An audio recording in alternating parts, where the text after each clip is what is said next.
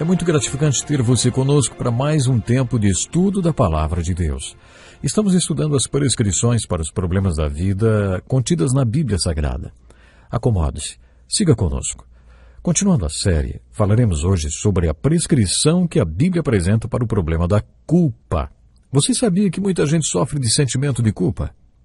Como pastor, deparo-me com esse problema frequentemente. Há pouco tempo, conversando com um neurologista, ouvi dele que 90% das pessoas que ele atende não têm nenhuma doença física. Essas pessoas têm sintomas de doenças em seu soma, ou seja, no seu corpo, em grego. Mas, na verdade, a doença está no seu psique e não no seu corpo. Essas doenças são chamadas de doenças psicossomáticas. Antes, a porcentagem de pessoas portadoras de doenças psicossomáticas era de 30%, depois passou a 70% e agora atinge 90%. A culpa é um dos principais fatores causadores das doenças psicossomáticas. Um lado bom da culpa é que ela indica que você crê em alguma coisa. Quando suas atitudes não batem com o seu sistema de valores, surge um conflito dentro de você e esse conflito é chamado de culpa. A culpa também surge quando existe a convicção de que algum pecado foi cometido. Isso pode ser bom. Estudando os reavivamentos pelos quais a igreja passou no curso da história, observamos que esses reavivamentos sempre estiveram relacionados com a convicção de algum pecado. Os pregadores europeus George Whitefield e os irmãos Wesley não faziam um trabalho apenas de pregação numa cidade. Eles visitavam a cidade, depois iam para outra e ficavam orando para que aquele grupo fosse convencido do pecado. Depois de um tempo voltavam àquela cidade que já tinham visitado e perguntavam: já veio o arrependimento? O Espírito Santo já os convenceu do seu pecado? Àquela altura, alguma pessoa já estava totalmente convencida do seu pecado. E pronta, no caso, para ouvir qual era a solução para a culpa, ou seja, o Evangelho do nosso Senhor Jesus Cristo. Aí então essas pessoas ouviam a pregação do Evangelho e eram convertidas, e suas vidas eram transformadas, porque estavam prontas para ouvir o Evangelho, e aí começava um grande reavivamento. Hoje as pessoas não falam muito sobre convicção de pecado, e existe uma razão para isso. Talvez um dos principais culpados seja a nossa cultura. Os terapeutas dizem que não existe a imoralidade porque não existe o certo e o errado. Segundo a nossa cultura, não existe o absoluto certo nem o absoluto errado. E por isso, se você tem o sentimento de culpa porque acha que fez alguma coisa imoral, você está apenas sendo infantil e precisa amadurecer e crescer, porque não existe o certo e errado. Tudo é uma questão de preferência. Qual é a sua preferência, hein? Bom, esse é o discurso da nossa sociedade. E é assim que as pessoas tratam o sentimento de culpa. Consequentemente, poucos experimentam um reavivamento espiritual. Algumas pessoas fingem que não sentem culpa, talvez porque o homem é capaz de racionalizar sua culpa e justificar os seus erros, e está disposto a adotar a teoria que afirma que não existe o certo e o errado, e por isso não existe a culpa. Parece fácil, né? Basta reconhecer que não existe o errado. O que existe é apenas um conceito de certo e errado. A sua culpa, então, depende do seu conceito de certo e errado. Mas, se você é filho de Deus e professa crer no Evangelho de Jesus Cristo e tem sentimento de culpa, você precisa de um check-up do pescoço para cima. Você ainda não experimentou o perdão de Deus em pelo menos 3 áreas da sua vida. Precisamos do perdão na dimensão vertical. Precisamos saber que Deus nos perdoa. Precisamos saber disso. Precisamos entender isto. Precisamos crer nisto. Precisamos entender e crer no Evangelho e conhecer este perdão na dimensão vertical. A última coisa que Jesus disse na cruz foi: está consumado. Não precisamos acrescentar mais nada à obra de Cristo. Está completa. Tudo o que precisamos fazer é crer. Crer, reivindicar e aceitar. Mas também precisamos experimentar o perdão numa segunda dimensão, a fim de não termos nenhum sentimento de culpa na dimensão horizontal. Passamos por situações em que precisamos perdoar alguém, e a outra pessoa precisa saber que foi perdoada. As palavras mais importantes num casamento, por exemplo, são: eu estava errado, puxa, sinto muito, você me perdoa. Nesse caso, você precisa de perdão. Ou então, você estava errado, mas eu perdoo você. Nesse caso, a outra pessoa precisa do seu perdão. Como crentes em Jesus, sabemos que devemos sempre experimentar este perdão na dimensão horizontal. É pecado não perdoar. A falta de perdão é um terrível obstáculo para a cura interior. Um verdadeiro cristão deve ser capaz de usar essas frases. Eu estava errado, sinto muito, você me perdoa. Ou então, você estava errado, mas eu perdoo você. Se você tem sentimento de culpa, talvez seja porque falte perdão na dimensão horizontal. Existe também uma terceira dimensão em que é necessário que haja perdão para que solucionemos o problema de sentimento de culpa. É a chamada dimensão interna. Você precisa se perdoar. Sabe, eu me sinto um especialista nessa área.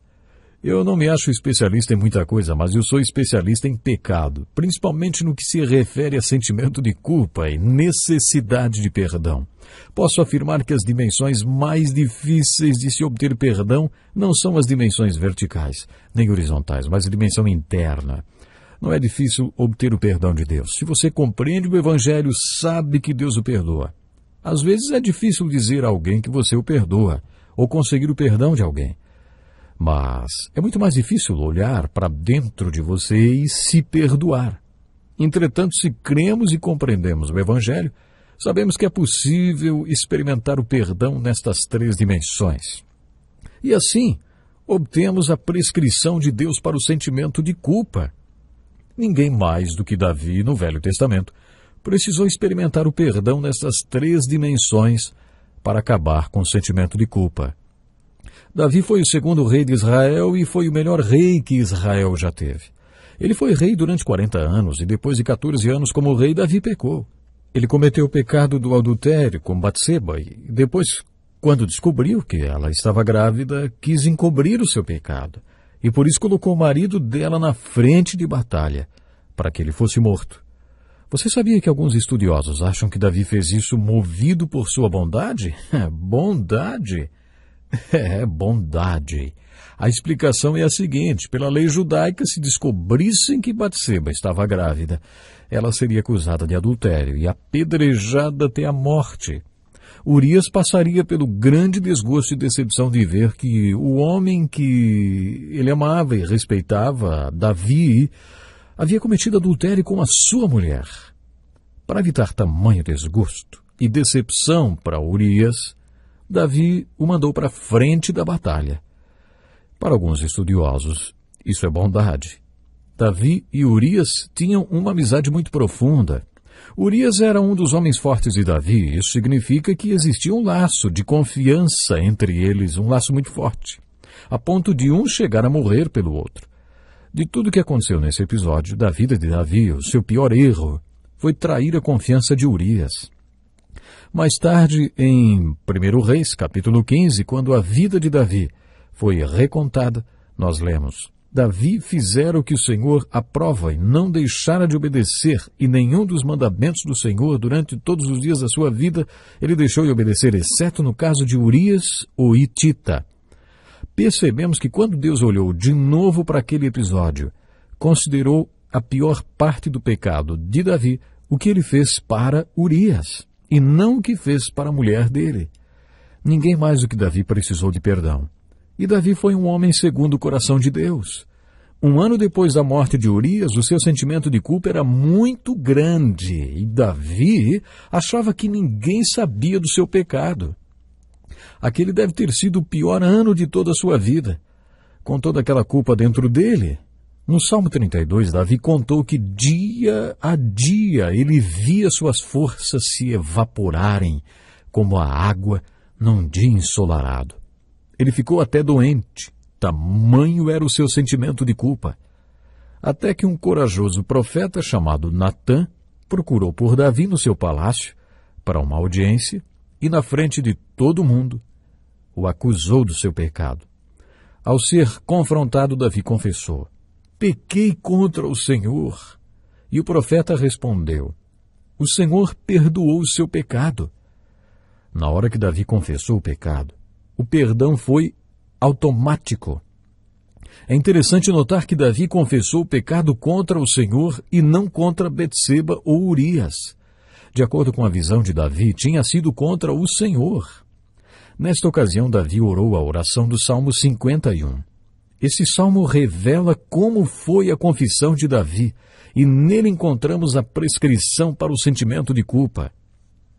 Se você está sofrendo com sentimento e os sintomas de culpa, eu o desafio a memorizar esse trecho da palavra do nosso Deus. Pode demorar até 1 ano, mas memorize este salmo e faça dele sua oração toda noite. Tenho certeza que você vai descobrir que o Senhor o perdoou e que toda a sua culpa foi dissipada. Você vai descobrir a solução para a culpa que o atormenta. Não esqueça, é o Salmo 51. Sabe, atente como esse salmo revela a perspectiva que Davi tinha de Deus, do pecado e dele mesmo. Assim diz: tem misericórdia de mim, ó Deus, por teu amor, por tua grande compaixão, apaga as minhas transgressões, lava-me de toda a minha culpa e purifica-me do meu pecado. Pois eu mesmo reconheço as minhas transgressões e o meu pecado sempre me persegue. Contra ti somente pequei e fiz o que tu reprovas. De modo que justa é a tua presença e tens razão em condenar-me. Sei que sou pecador desde que nasci, sim, desde que me concebeu a minha mãe. Sei que desejas a verdade no íntimo e no coração me ensinas a sabedoria. Purifica-me com hisopo e ficarei puro. Lava-me, e mais branco do que a neve eu serei. Faz-me ouvir de novo júbilo e alegria, e os ossos que esmagaste exultarão. Esconde o rosto dos meus pecados e apaga todas as minhas iniquidades. Cria em mim, ó Deus, um coração puro e renova dentro de mim um espírito reto. Esta foi a oração de Davi num momento de profunda angústia por causa de sua culpa. E essa oração resultou em cura. Faça você também esta oração e você será restaurado.